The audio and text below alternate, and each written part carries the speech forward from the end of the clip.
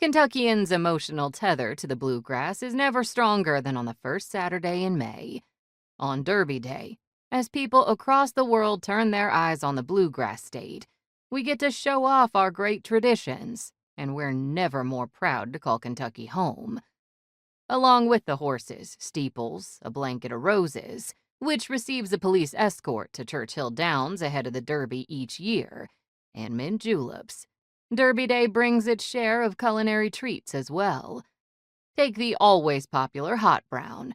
The Brown Hotel serves about 800 of these open-faced sandwiches each week, but closer to Derby Day, that number increases to nearly 400 a day. Derby pie? Well, the Kern family in Louisville, inventors of the delicious trademarked Derby pie, sell more than 100,000 of these desserts each year. A proper Kentucky Derby celebration requires a respectable menu. Here are a few famous dishes that will be in the money.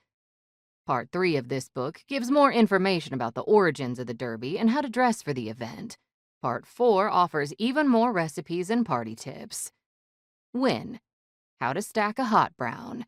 The oft-uttered and rarely accurate phrase, "we have absolutely nothing to eat," has sometimes led to the throwing together of the best meals. The hot brown was created late one Friday night when a hotel with a ballroom full of hungry and slightly intoxicated dancers was faced with this very predicament. The kitchen was low on supplies, but telling the crowd it had nothing to serve them was just not an option. The story may begin with Madeline Astor.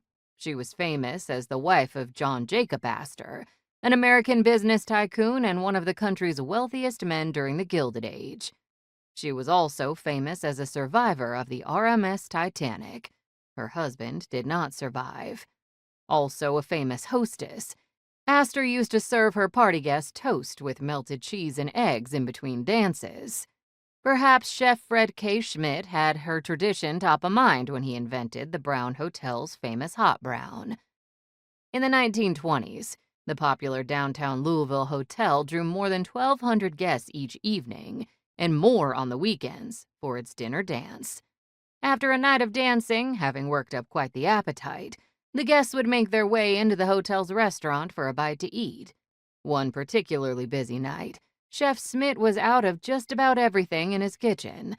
Desperately looking for ingredients to feed a room full of hungry and tired dancers, he pulled out all of the meats that he had, but he didn't have enough of any of them to feed everyone. In a moment of inspiration, he began stacking bread, turkey, bacon, and a rich cheese sauce and placing the combination under the broiler. This open-faced turkey and bacon sandwich with a delicate Mornay sauce became a Kentucky tradition. The Brown Hotel still uses Schmidt's original recipe: heavy cream and pecorino romano cheese for the Mornay, sliced roasted turkey breast, Texas toast, crispy bacon slices, Roma tomatoes, paprika, and parsley.